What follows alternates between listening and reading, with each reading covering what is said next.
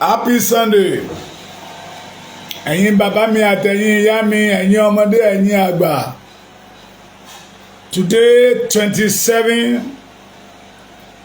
October 2024. Àlàáfíà Ọlọ́run yóò máa bá yín gbé. Ọkàn wa máa balẹ̀ ní ilẹ̀ Yorùbá. Irọ́ lọ̀tá ń pa ní àṣẹ Ọlọ́run tó dá ayé àti ọ̀run. Àdélẹ̀ lérí wa. Yorùbá wí pé iṣu àtẹnumọ́ràn kì í jóná. Ọmọ Yorùbá ẹ má sùn. Dùgbẹ̀dùgbẹ̀ tó mì lókè ẹ má jẹ́ ó jalè wa lórí. Mo kí yín lórúkọ bàbá Professor Banji Akitoye, Professor Adebanji Stephen Akitoye, àrólé Awólọ́wọ̀, bàbá tó ṣe é fi yangàn láwùjọ, bàbá tó jẹ́ pé tí Yorùbá bá rí irú mẹ́wàá bàbá yẹn tó wà láyé tí ìfẹ́ Yorùbá wà lọ́kàn wọn, inú ìgbèkùn tí Yorùbá wà lọ́wọ́lọ́wọ́ àbá má sí mbẹ̀. Bàbá tó at age of 90 tí ọ̀rọ̀ Yorùbá ò jẹ́ kí bàbá yẹn ó sùn láago mọ́kànlá, aago méjìlá, aago kan òru. Ẹ mọ̀ pé tí irú Yorùbá bá rí bí mẹ́wàá bàbá yẹn, ọkàn Yorùbá ó balẹ̀. A ní wà nínú ìgbèkùn tá a wà yìí. Mo kí yín lórúkọ Májàsọ́lá of Africa. Mo kí yín lórúkọ Aníyì Káyé of Yoruba land. Mo kí yín lórúkọ ààrẹ Jagunmólú of Yoruba land.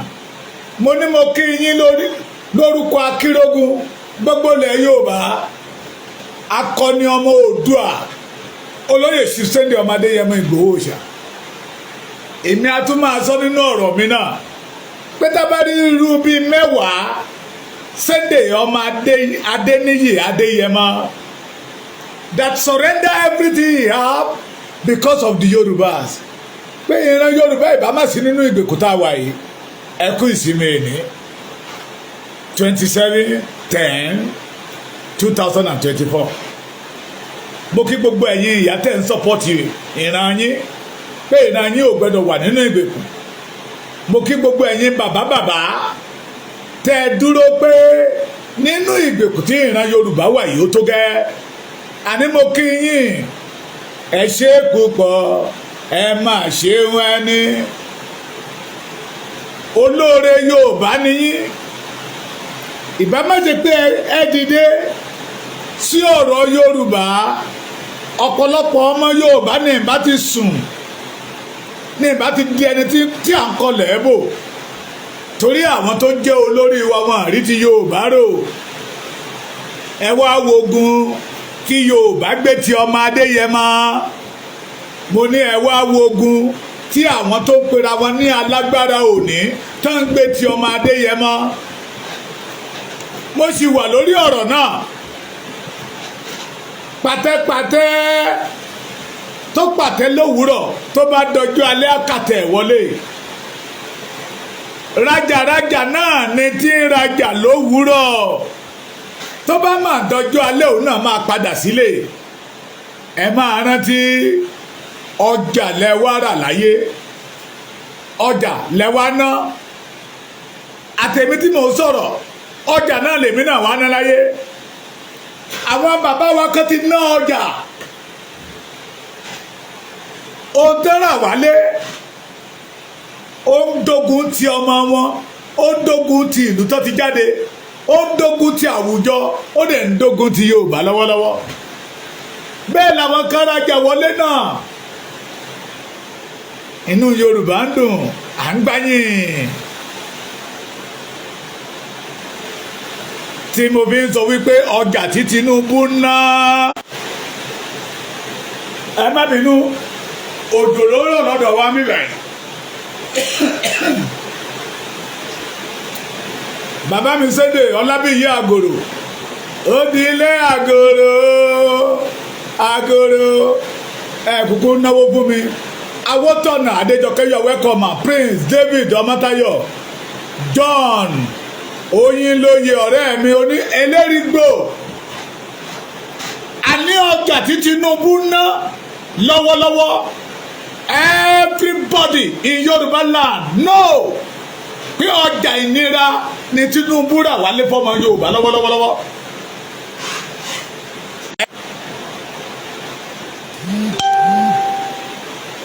ẹni aṣelóore tó fi ibi sẹ́ padà fún ni ibi ò ní kúrò nínú ìrandíran ẹ̀. mo gbọ́ ìtẹ̀kọ́ lẹ́nu bàbá mi yóò pè mí ó ní ọmọ mi that topic tó ń lò lọ má ìjáwọ́ lọ nínú topic yẹn pé irú ìtàn wo lẹ fẹ́ ká sọ nípa titi yín torí ọjà tẹ́ ẹ̀ ń rà wálé fún ọmọ Yorùbá lọ́wọ́lọ́wọ́ ọjà ìnira ni. bàbá yẹn wá bẹ̀rẹ̀ sí ń dárúkọ àwọn ọjà ìkorò àwọn ọjà àgbàná àwọn ọjà nàkàtàkì mi ò tó wọlé àwọn ọjà kọ́mọkùnrin ó jí láàárọ̀ kọ́mọbìnrin ó jí láàárọ̀ kóró lọ wájú kóró lọ sẹ́yìn kó dẹ̀ bú sẹ́kún láì ṣe pé wọ́n nà á pé irú ọjà bẹ́ẹ̀ ni Tinubu rà wọlé. Aṣíwájú Bọ́lá Ahmed Tinubu di jagaba ọmọ Yorùbá ni yín lóòótọ́ ṣùgbọ́n ọjà ìpọ́njú lẹ̀ ń tà fún Yorùbá lọ́wọ́lọ́wọ́ ẹ lọ sọ́jà lóòótọ́ ẹ sì ń nájà lọ́wọ́ ẹ tí ì darí ọjà ṣùgbọ́n ọjà ilé tẹ́ ti rà wálé ìkorò ló jẹ́ fún ìran Yorùbá and I want you to remember pé Yorùbá àwọn kan ti dìde nínú Yorùbá lé àná tí mo sọ kì í ṣe àná Saturday wọ́n ti ra ọjà wálé tí Tinubu jẹ́ ń bẹ̀ tó ná ń bẹ̀ ó ra bàtà ń bẹ̀ wọ́n wọ aṣọ fún ìbá má ṣe pé wọ́n ra ọjà tó dára wálé ń gbà yẹn lọ́hùn bóyá Tinubu ìbá má jẹ́ èèyàn ẹni tá a ṣe lóore tó fi ibi sọ padà fún ni Bíbélì wípé ibi kò ní kúrò nínú ìrandíran wọn. ẹgbẹ́ àwa o gbogbo ọmọ Yorùbá tàbí kí sọ wípé ẹjẹ́ agbára wa ète olóṣèlú ti dé tàbí kí sọ wípé ète àwọn ọ̀jẹ̀lú lídìbà Bọ́lá Ahmed Tinubu ó ti dé o wọ́n tún fẹ́ kó ìran Yorùbá sínú ìgbèkùn ó dọ̀wọ́ mi ó dọ̀wọ́ yín ẹjẹ́ agbára wa gbogbo ọmọ Yorùbá ète àwọn olóṣèlú ni ìpàdé lọ́balọ́ba tó náà fẹ́ ṣe ọjà tó tún fẹ́ rà wálé nìyẹn ní ọjà ìkorò that will make Yorùbá enter another authentic bondage again they want to sign another amalgamation ṣé mo pé ẹ ń pariwo lánàá àná tí mò ń sọ fẹ́ kì í ṣe àná Saturday pé 1914 amalgamation ó ti end ní 2014 kò sí tó so wá papọ̀ mọ́ Tinubu ń try to sign another amalgamation again ó ní ìpàdé àwọn lọ́balọ́ba tó náà fẹ́ ṣe lẹ́kọ̀ọ́ irinṣẹ́ ọwọ́ wọn ni that is the arrangement they arrange it wọ́n fẹ́ lo àwọn ọba ilẹ̀ Yorùbá láti kó ìran Yorùbá sínú ìgbèkùn again tẹ́ bá gbọ́ tí n bá sọ pé not all the obas yes ẹ má bínú ara kò balẹ̀ yìí olórí àrùn ni àrùn ẹyọ kan tí mo ní náà ni tẹ́ bá gbọ́ tí n bá sọ pé not all the obas in Yorùbás the majority àwọn ọba tó pè sínú mítì yẹn wọn àmọ́ tó fẹ́ ṣe ń bẹ̀ bó ṣe ń yọ ọ́ ṣe làwa náà ń yọ ọ́ gbọ́ they want to sign another amalgamation ká ní àwọn ọba ilẹ̀ Yorùbá ó ti lọ́wọ́ sí Nigeria must stay Nigeria must do this oore wo ni Nigeria dẹ̀ ṣe fọ́mọ Yorùbá let me ṣí yín létí again ọmọ Yorùbá tó bá wà nílẹ̀ Yorùbá kò rí ògo rẹ̀ lò lọ́gán tó bá lórí ọ̀fẹ́ àti tàtà kò sí ìlú òyìnbó he became a champion he became a somebody tí gbogbo àgbáyé yóò máa wárí fún. Wọ́n tó fẹ́ sign another amalgamation again that will put Yoruba another 100 years bondage. Etí àwọn ọmọ notorious armed robber tí Tinubu set up ni. Wọ́n fẹ́ lu àwọn ọba wa láti kó wa sínú ìgbèkùn. Ẹ pariwo, ẹ máa dárúkọ àwọn ọba ìlú yín. Àkárìgbò tẹ́ ẹ bá lọ́wọ́ ń bẹ̀ ẹ dalẹ̀ Yorùbá. Ẹ dalẹ̀ àwọn tó ti kọ́kọ́ jẹ ṣáájú yín. Aláké Tẹ̀gbá tẹ́ ẹ bá lọ́wọ́ ń bẹ̀ ẹ dalẹ̀ Yorùbá. Ẹ dalẹ̀ gbogbo àwọn tó ti jẹ ṣáájú yín. Ọba Ondo òṣèmàwé tó Ondo tẹ́ ẹ bá lọ́wọ́ ń bẹ̀ kẹ́ ẹ àtẹ́ndì tẹ́ bá àtẹ́ndì mítì yẹn ẹ dalẹ̀ Yorùbá. Ẹ dalẹ̀ àwọn tó ti jẹ ṣáájú yín. Déjì of Àkúrẹ́ tẹ́ ẹ bá ti àtẹ́ndì mítì yẹn ẹ dalẹ̀ Yorùbá ní. Ẹ dalẹ̀ àwọn tó jẹ ṣáájú yín. Èwì tìlú Adó tẹ́ ẹ bá ti àtẹ́ndì mítì tí Saidi Ẹlẹ́gùṣì pè tó lóun ò ṣọmọ Yorùbá tó wá pè ẹ̀yin ọmọ Yorùbá sí mítì láti báyé Yorùbá jẹ́ tẹ́ ẹ bá ti àtẹ́ǹdì ẹ dalẹ̀ Yorùbá. Ẹ dalẹ̀ ẹni tó kọ́kọ́ jẹ Dèjì tó jẹ kó tó kọ ẹ̀yìn ẹ dalẹ̀ wọn. Bẹ́ẹ̀ náà lè wí Adó bàmí ajérò bàmí ọwọ́ ajérò mo mọ̀ alára àti ìlú ara òré tọ̀tún àti gbogbo ẹ̀yẹ ọba bẹ́ẹ̀ ọba Òṣogbo tí Àtàwùjá tòṣogbo ní ọba Ìlá Ọ̀ràngún Olúbàdàn ẹ máa dárúkọ wọn Ṣọ̀ún Ògbómọ̀ṣọ́ ẹ máa dárúkọ wọn Aláfẹ́yìn Ọ̀tọ̀fà sẹ́yìn láǹdì ẹ máa dárúkọ wọn Oníṣakí of Ṣakí àbí ṣé mò ń gbà ẹ máa dárúkọ wọn tí ẹ bá ti attend meeting tí Saidi Ẹlẹ́gùṣì pé àtàwọn notorious politicians in Yoruba land that they want to sign another amalgamation to put Yoruba inside bondage again. Ẹ dalẹ̀ Yorùbá ẹ dalẹ̀ orí àpèrè tẹ́ jókòó sí yẹn torí ẹ̀yin ọba náà fẹ́ lò. Ẹ̀yin ọba náà fẹ́ lò kí ló dẹ̀ fà á lẹ́tà tí Tinubu gbé lọ lẹ́tà tí Ìgbòho gbé lọ sí London yẹn náà ní wọ́n ò mọ̀ pé Yorùbá gbọ́. They want to use the king pé gbogbo ọ̀nà tá ń gbà làwọn ọmọ Yorùbá ń dí ẹja lo àwọn ọba wọn. Ẹ̀yin ọba tẹ́ ẹ bá ti rí nínú mítì yẹn ẹ ti rí wọn pé oníjẹkújẹ olè iṣẹ́ ọwọ́ wọn ò tó wọn jẹ ní. Ẹni ọba tó bá ti àtẹ́dí mítì yẹn Ọọ̀ni ọ̀bí ibẹ̀ olórí aládé gbogbo Yorùbá àdìmúlà gbogbo Yorùbá Onírìṣà if you attend that meeting tí Saidi Ẹlẹ́gùṣì tó sọ wípé òun ò sọmọ Yorùbá ẹ wọ Yorùbá lẹ̀ ẹ dalẹ̀ Yorùbá ẹ dalẹ̀ gbogbo àwọn tó ti jẹ ṣáájú yín ẹ tẹ ojú Ilé Ifẹ̀ mọ́lẹ̀ Ifẹ̀ òòyì níbi tó ojú rere ti ń mọ́ wà là ń gbọ́ tẹ́lẹ̀ kò yẹ kí ojú rere ó mọ̀ wá láti Ilé Ifẹ̀ mọ́ ẹ má yí padà. Yorùbá wípé ibi abápè lórí wọ́n ní à ń fi bẹ́ẹ̀ tẹ́lẹ̀ ibi abápè lórí àwọn àgbà Yorùbá bá a ṣe bá ní wọ́n ní àyí fi bẹ́ẹ̀ tẹ́lẹ̀. Those people call themselves a politician today àwọn olóṣèlú wa every one of you know they are not olóṣèlú they are ọlọ́jẹ̀lús olè ni wọ́n olè ni wọ́n. Mo sọ fún yín pé Nigeria is their own empire business empire. That is why they don't want Yoruba to move out. That is why they do not support the freedom of Yoruba.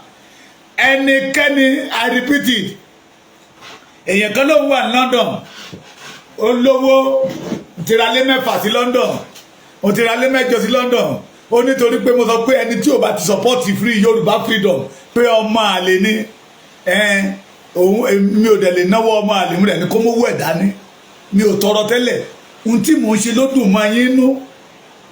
And I repeat it tonight, if you call yourself a Yoruba man living in London, Canada, America, Russia ni Asia country ni South Africa ni, you call yourself a Yoruba man and you disagree with the freedom of the Yoruba people, ọmọ àlè nìyí lọ́kùnrin lóbìnrin orí ń ta everybody. Mo lórí ọ̀fẹ́ mo àtẹ́dì pàtí kan lánàá mo tún àtẹ́dì mí lénìí ẹ wá wo Yorùbá kò sí ìtìjú nílẹ̀ Yorùbá mọ́ àní inú mi dùn ayọ̀ mi kú pé àwọn ọba kọ̀ọ̀kan wà nínú pàtí yẹn táwọn náà rí bí Yorùbá bí wọ́n ṣe di oníbàárà ọ̀sán gangan. The Fulani want to turn the Yoruba to àlùmọ́ǹjèrè. They want to turn us to àlùmọ́ǹjèrè. Wọ́n dẹ̀ ti sọ wádà kì í ṣe pé wọ́n ṣe fẹ́ sọ wádà. Ọ̀rọ̀ tí mo sọ yẹn lọ sí Àkúrẹ́ garage. Lẹ́kìtì ń bí báyìí. Ẹ lọ sí old garage. Lẹ́kìtì wa ń bí báyìí. Adó ni mo ṣe dárúkọ yẹ o. Ẹ wá lọ sí Iléṣà garage ní Àkúrẹ́.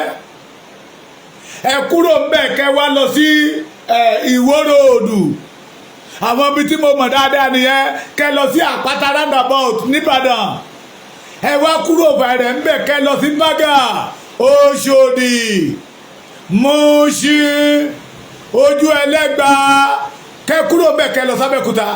You will see the Yorubas turn to beggars. Beggar gidi system táwọn ọmọ ìsìn tún lò tẹ́ bá ṣe patí wọ́n á múwèé kẹta ní báyìí wọ́n wá mú bẹ́ẹ̀ lọ sí bíi pé wọ́n ń gborúkọ bíi MC master of ceremony tí fóònù ẹ̀ bá ti jáfẹ́ra fóònù ẹ̀ lọ nìyẹn tí ò ṣẹlẹ̀ rí ní ilẹ̀ Yorùbá. Nigeria turn Yorùbá to a beggars notorious armed robbers.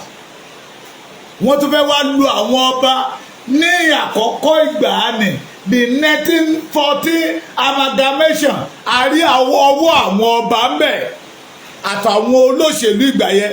Now ohun tó jẹ́ káwọn foríjì wọ́n pé ìgbà ìmọ̀ ọ̀rọ̀ Ọlọ́run kan sọ pé ó ní ní ìgbà ìmọ̀ yín láti fojú fòdà ní ìgbà ìmọ̀ nìyẹn wọn ò mọ ète àti èròǹgbà àwọn British pé àwọn ilé ìwọ́n màmá fẹ́ dà wá papọ̀ mọ́ Fúlàní àti Ìgbò láti lè máa kó ọrọ̀ ajé wa lọ. Náà ojú wa ti mọ́ afẹ́fẹ́ ti pé àti rí bùrọ̀ adìyẹ ojú everybody ti là. So if you not support the freedom of the Yoruba land, sir, mi mọ bílíọ̀nù tẹ bá ní lápò ọmọ àlè níyìn and you are one of the ẹrú Fúlàní.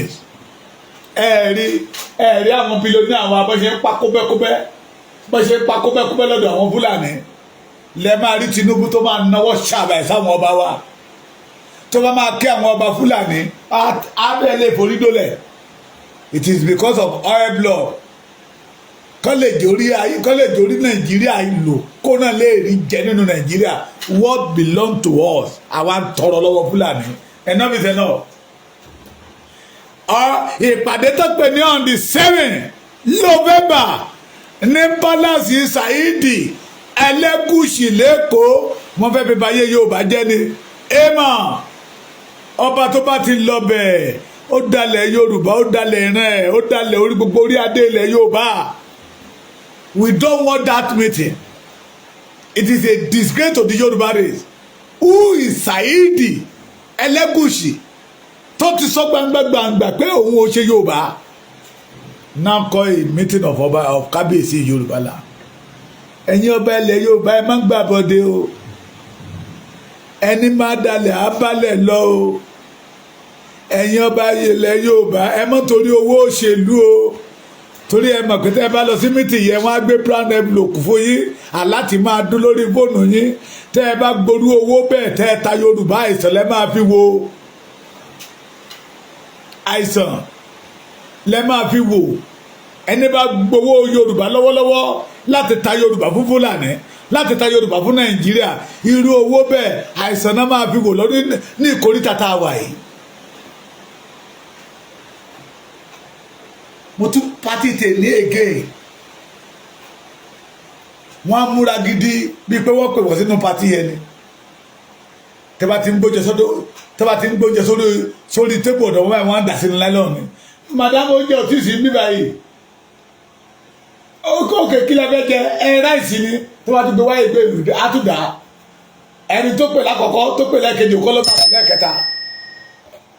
ẹ sọ Yorùbá di fine bara we must put end on it kí ló lè fi end sí òun náà ni pé we must stay away for Nigeria we must stay away for Nigeria we the Yoruba we did not belong to the Nigeria anymore. À ń ṣe yọkan àṣà wa yàtọ̀ ìṣe wa yàtọ̀ èdè wa yàtọ̀ ìjẹ wa yàtọ̀ wọ́n fẹ́ sọ wá di àlùmọ́jèrè ni o wọ́n ti sọ wá di àlùmọ́jèrè ẹ pariwo lé àwọn ọba ìlú yín lọ́wọ́ they must not attend that meeting.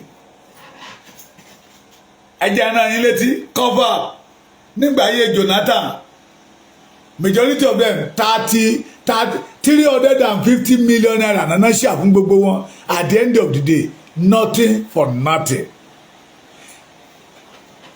wèrè wòlíì oníjẹkújẹ ọlágúnjú tó ní ẹ máa gbàdúrà ó yá ẹ máa gbà Olúwa ti gbọ́ àwa ti bẹ̀rẹ̀ sí ń gbà láti 1991 ti today kàkà kó sàn ó ń lé sí ni ẹ̀ẹ́dẹ̀ wá bira ayé léèrè pé ṣé Ọlọ́run yìí gbàdúrà ni Ọlọ́run yìí gbàdúrà. It is because God did not have hand in Nigeria. Ètò Ọlọ́run ò sí lórí Nàìjíríà because Nàìjíríà yìí ṣe tọlọ́run. Ẹni kí n sáwò I will explain it to you. Majority àwa tá a jáyàn fẹ́ orí ọ̀fẹ́ là ń rí lò. Torí nígbà tá a máa gbé Nàìjíríà lẹ̀ iṣẹ́ ọwọ́ ènìyàn ni it's not for God.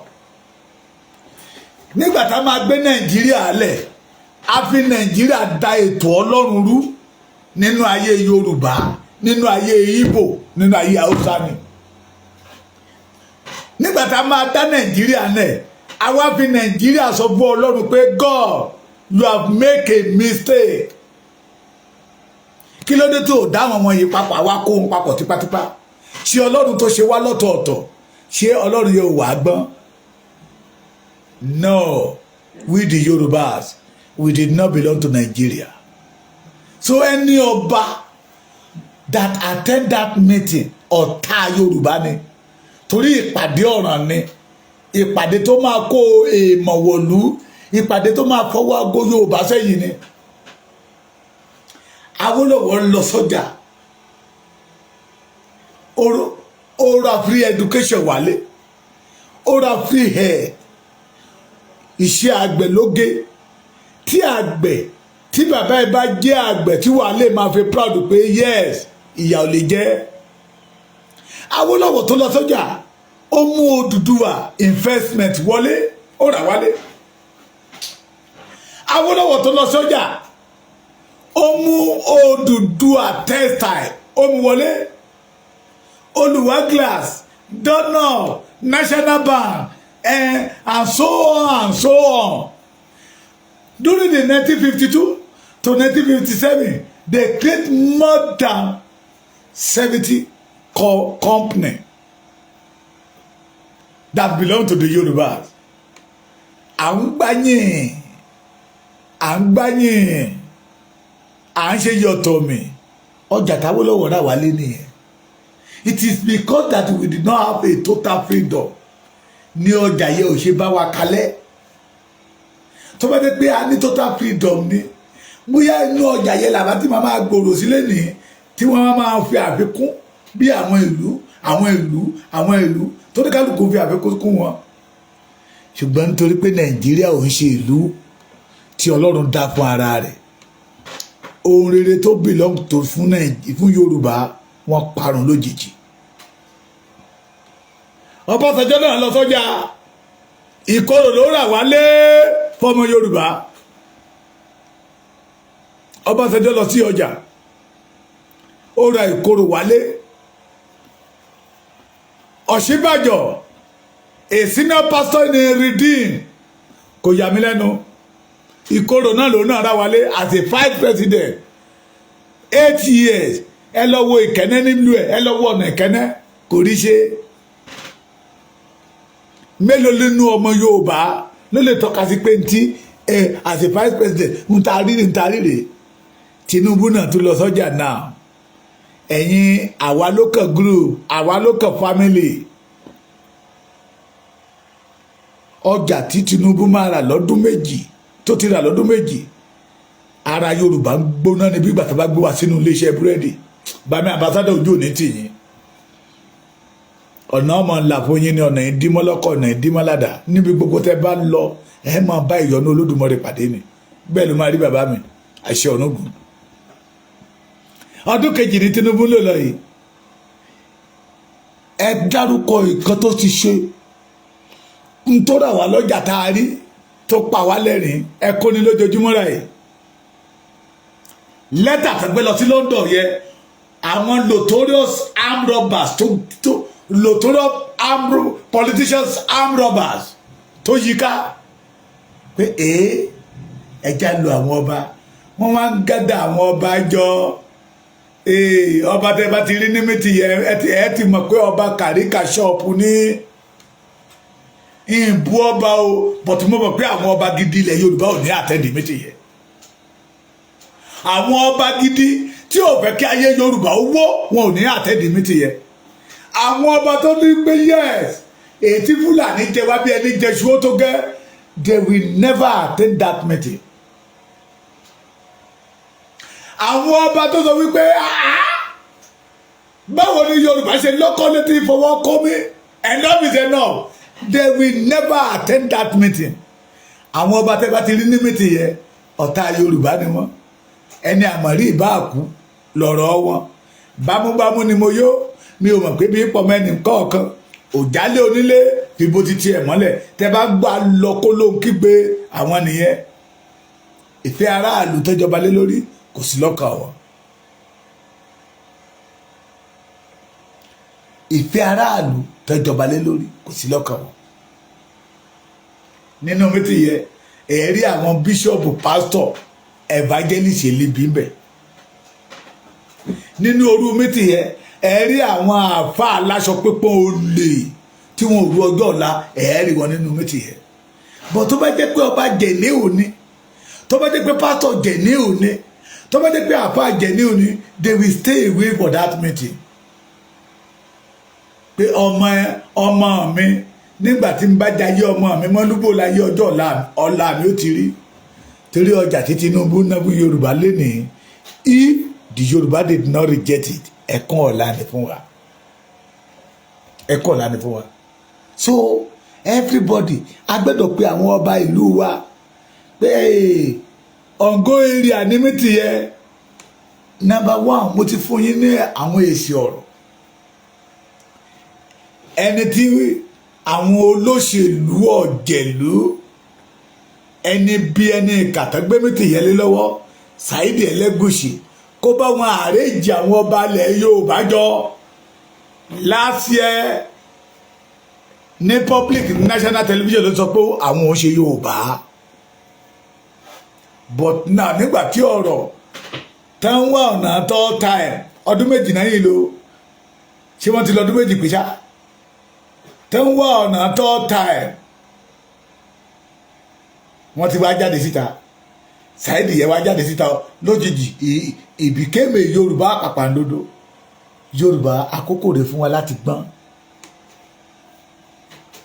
àkókò rẹ̀ kóníkálukú wa bí a máa já ewé dání ni bí a pàǹkárẹ́ lẹ́ máa já lọ sí pálásì ọba ni pé kábíyèsí etí yín mélòó tó bá ní méjì ni ẹ̀ní kí ló fi ń gbọ́ tó bá ti ní ọ̀ràn ni ẹ wá ní ojú yín mélòó tó bá ti ní méjì ni ẹni kí ló fi ṣe tó bá ti lóòfin ríran ni ẹgbàre ẹgbọ́ ọ̀rọ̀ ẹnu wa méjì tí Saidi Ẹlẹ́gùṣì pèsè kó you must no go there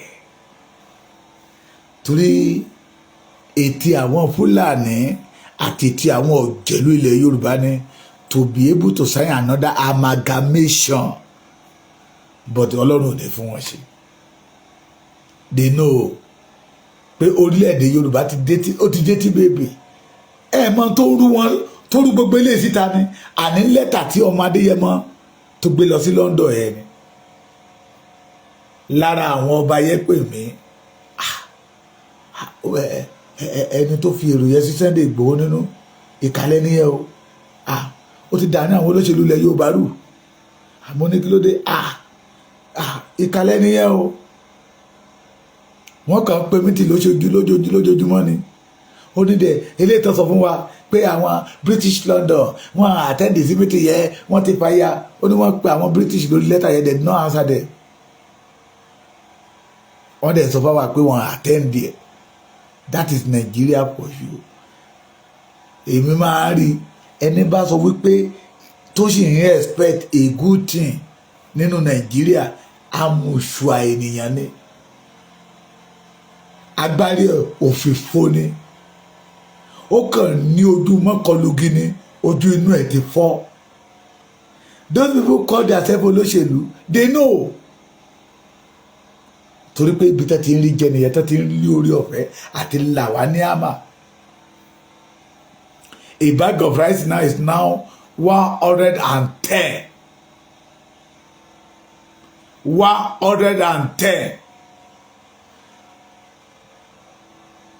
owó mọ́tò mẹ́ta nígbà tí Yorùbá tí ń rí tí àwọn olórí wa àwọn Awólọ́wọ̀ Ajáṣin bàbá Bọ́lá Ìgè bàbá Alhaji Lateef Jákàndé bàbá Ọlábísí Ọ̀nàbànjọ tó sì ń rí orere rà wálé láti ọjà èlò náà ta pidó ń gbà yẹn lọ wọn ń tà kan ní 3,200 èyí tó bá ní èsì bíi 4,000 3,000 mélòó la máa rí nínú 100,000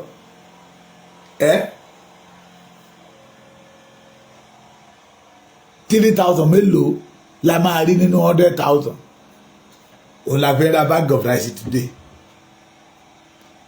ṣé ń tẹ̀síwájú náà bẹ́ẹ̀ padà sẹ́yìn. Yorùbá we did not belong to Nigeria.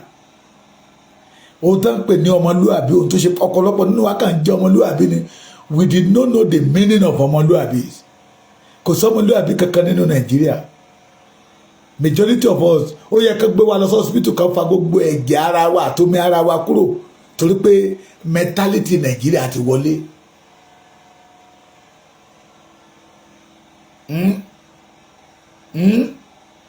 Ṣé mo rí sọ? Tí ò bá jẹ́ pé mentality Nàìjíríà tó wọlé báwo làwọn kan ṣe máa dìde táwọn máa pe àwọn ọba ilẹ̀ Yorùbá to come and sign another amalgamation tẹ́lẹ̀ mọ̀ pé ìyà ń jẹ ọmọ Yorùbá lójoojúmọ́ lójú méjèèjì to come and sign amalgamation again kí ìran Fúlàní lè máa jẹ wá bẹ́ẹ̀ ní Jésù. Ṣé rí tá bá ń kíra wa pé ẹ kú ìsinmi ní ẹ kú ìsinmi à ń dáná ara wa dùn ní kò sí ìsinmi kankan ní Nàìjíríà. That is why I'm sọ pé let us leave this country. Mo kúkú ti sọ fún wa pé àwọn làwọn ní Nàìjíríà rẹ́pù kan gbé síta ń sìn ó ti raise motion yẹn níbi 2 years or 3 years ago ó ti tún raise again to Islamica àbíbá náà ṣe pé Nàìjíríà bẹ́ẹ̀ dẹ̀rẹ́ àwọn tó jẹ́ ọmọ ti Yorùbá inú wa máa dùn pé yẹ́ ẹjẹ́ sọ Nàìjíríà di mùsùlùmí ọlọ́ọ̀ṣẹ́ mùsùlùmí lèmi mùsùlùmí Nàìjíríà ò respect mùsùlùmí Yorùbá ó lẹ́bí máa rí wọn tó bá ti dé ilẹ̀ wa ń bíbà yìí wọn á kọ́ mọ́ṣáláṣí títí wọn lọ́tọ̀. You will never see the Fulani Muslim or imam kó kírun lọ́dà Yorùbá imam láyé wọn á yà kọ́ mọ́ṣáláṣí títí wọn lọ́tọ̀ ni. Àwọn tó dẹ̀ ń pààyàn the Fulani that carry the Yorùbá wọn ò fẹ́ bẹ́ẹ̀ mọ̀ bóyá you are a Muslim or you are a Christian or you are traditional herbalist àbí kí lóun pé tó bá ṣàtì jẹ́ Yorùbá pé pa ni ènìyàn ká wá jáde síta Ọlọ́run ká máa ké pọ̀ Ọlọ́run nítorí pé Nàìjíríà yìí ṣe bọ́jẹ́tì Ọlọ́run ẹ̀tẹ̀ Adébóyè nínú ó mọ̀ ẹ̀tẹ̀ Kúmóyè nínú ó mọ̀ ẹ tẹ Olúkọ̀yà náà ló mọ̀. I couldn't remember nígbà tí bàbá Ọbáláre sọ pé ẹja gbàdúrà kọ́lọ́run kórí ti ìlú Nàìjíríà rò pé Nàìjíríà yìí ṣe tọ́lọ́run. Àwọn kan wúlò ọ̀rọ̀ bàbá yẹn ń gbà yẹn lọ́hùn. Nigeria did not belong to God torí pé kì í ṣe Ọlọ́run ló dá. Òun lè fi rí to today in politics Nigeria ló produce notorious armed robber jù. Nigeria ló produce notorious lie jù. Ẹ ti gbàgbé Lai Mohammed, ẹ ti gbàgbé Chukwumerije. Torí ìwà wọn ni òní mo fi tún jáde wá pé ẹja pariwo lé àwọn ọba kán má jẹ ohun èlò ìdìbàjẹ́ sí ìran Yorùbá. Lóòótọ́ bẹ́ẹ̀ sáyẹn kò lè ṣẹlẹ̀ o. That amalgamation ò lè dúró because we will fight this freedom to the end. The Yoruba must have their own independence. Ẹni bá dẹ̀ ní pé kò ní ṣeé ṣe Èdùmàrè á bá wa fi ṣe ètùtù tá máa fi ẹ̀jẹ̀ la máa tẹ̀ wọnú òmìnira wa. Finally kí tó máa lọ ẹ pé ọba ìlú yín it should not attend that meeting tí Saidi Elegushi pé torí ìmítì yẹn máa borúkọ rere á bàjẹ́. Lẹ́ẹ̀kan sí mo tún pé Ọ̀jájá Ògúnlùsì ọba Babátúndé ẹni ìtàn olórí aládé of gbogbo ilẹ̀ Yorùbá, olórí aládé ọba tí ń gbàdọ̀bálẹ̀ ọba a ní ti ṣe pt nígbà tá a bá rí àwọn èèyàn tá ń nawọ́ sí yín tẹ̀lé ń gbọ́wọ́ yẹ tí Gani Adams sí nawọ́ sí yín tẹ̀ ń gbà á. It is a pity. Maybe you did not know the post that you hold, sir. Don't go to that meeting. Gbogbo ẹ̀yin ọba ilẹ̀ Yorùbá tí mo dárúkọ ó léwu tẹ́ ẹ bá lọ, ó léwu torí aṣọ iyì méjì yẹn máa sọ aṣọ iyì di aṣọ ẹ̀tẹ́. Gbogbo ẹ̀yin ọba ilẹ̀ Yorùbá tí mò ń pè aṣọ àlàlẹ́wọ̀ Saidi Elegushi àti àwọn ọ̀jẹ̀lú tán náà ń ṣiṣẹ́ bó Tinubu wọ́n fẹ́ ta epo sáṣọ àlàyé ni. Ẹni bá mọ aṣọ àlà bí epo bá ti ta sí kò sí bó ṣe máa fọ́ kì í mọ́. Náà fi ń gbé aṣọ àlà tó funfun gbòò náà fi ń gbé sá fún elépo. Ẹ tí wá gbówó Yorùbá mi ni ó ní oníyangi má ba tèmi jẹ́ epo ni mo rù. Ọ̀pọ̀lọpọ̀ nínú yín ò mọ nǹkan tó ń pè ní yangi. Tí yangi bá ti wọnú epo lọ kì í ṣe é jẹ. Ọ̀rọ̀ amalgamation is part of the yangi. Ẹ má ṣe jẹ́ ká gbà láàyè fún ìran Yorùbá. Ẹ̀yin ọba ilẹ̀ Yorùbá ọjà lẹ wá ná nílé ayé o. Kò sí pàtẹ́pàtẹ́ ọjà tí ń palẹ̀ ọjà mọ́ o. Ọjọ́ ń bọ̀ lolúwa wí tí àkùkọ yóò kọ lẹ́yìn àṣoṣù jẹ, tí àkùkọ yóò kọ lẹ́yìn ọmọkùnrin. Ọjọ́ ń bọ̀ lolúwa wí tí iná máa dilẹ̀ lẹ́yìn àṣoṣù jẹ. Ọjà tẹ́ ẹ̀ ń ná lọ́wọ́lọ́wọ́ ẹ ra nǹkan tó máa mú kí inú Yorùbá ó dùn wálé. Ẹ̀yin alágbára ilẹ̀ Yorùbá, ẹ̀yin tẹ́ ń pera yín lólóṣèlú ilẹ̀ Yorùbá, ọjà tẹ́ ẹ̀ ń ná lọ́wọ́lọ́wọ́ bí Awólọ́wọ̀ ṣe ra nǹkan tó dára wálé, tí Adékúnlé Ajá ṣe ra nǹkan tó dára wálé, tí Bọ́lá Ìgè ra nǹkan tó dára wálé, Jákàndé ra nǹkan tó dára wálé, Ọlábísí Ọ̀nàbàjọ́ ra nǹkan tó dára wálé. Ẹ̀yin náà ra nǹkan tó dára wálé torí pé nígbà tẹ́ ẹ bá lọ tán irú ìtàn wo la fẹ́ máa sọ nípa títí yín. Ẹ kú ìsinmi ẹni yóò dára fún yín. Please help me subscribe to my YouTube channel Baba Ekiti TV. Mo ti sọ pé nǹkan kẹtẹ ẹ máa gbọ́ ń bẹ̀ náà ni anything concern the independence of the Yorubas. Òun lẹ́ẹ̀ máa gbọ́ kò sí nǹkan méjì. Yorùbá gbẹ́dọ̀ ní òmìnira, Yorùbá gbẹ́dọ̀ rí ayé gbé, Yorùbá gbẹ́dọ̀ máa rìn bí ènìyàn ṣe ń rìn, Yorùbá gbẹ́dọ̀ máa jẹun bí ènìyàn ṣe ń jẹun. Yes, afẹ́fẹ́ àlàáfíà gbẹ́dọ̀ padà sí ilẹ̀ Yorùbá. Enough is enough for Nigeria. ẹ má gbàgbé ẹ jẹ́ kó máa rókì lọ́kàn yín pé nígbà tẹ́yìn náà tẹ́ bá nájà ayé tán tẹ́ ẹ lọ èrè ìtàn wo la fẹ́ máa sọ nípa títí yín. God bless you. Marriage is not a destination, but it's a journey that entails patience, endurance, mutual respect, forgiveness, and a number of other things to get one to the desired destination. But a marriage can be funny at times when it turns to other side, like great sadness, worry, a high level of tension, anxiety, and depression. But do not panic. Enough is enough on domestic violence is the solution. I recommend a book for you, Enough is Enough on Domestic Violence by Reverend Mrs. Margaret Olawaye Nefaturoti. Ask for your copy at the Booksellers Limited, Ibadan and Abuja. Telephone 0803-3229-113 or 0807-849-6332. The book is also available on Amazon.com. For free shipping, log on to www.amazon.com, Indigo Chapters, Canada, or bookbookstore.com. For more info, log on to www.widowsadvocate.org. Enough is Enough on Domestic Violence, a solution book to all marriage problems. Get your copy now.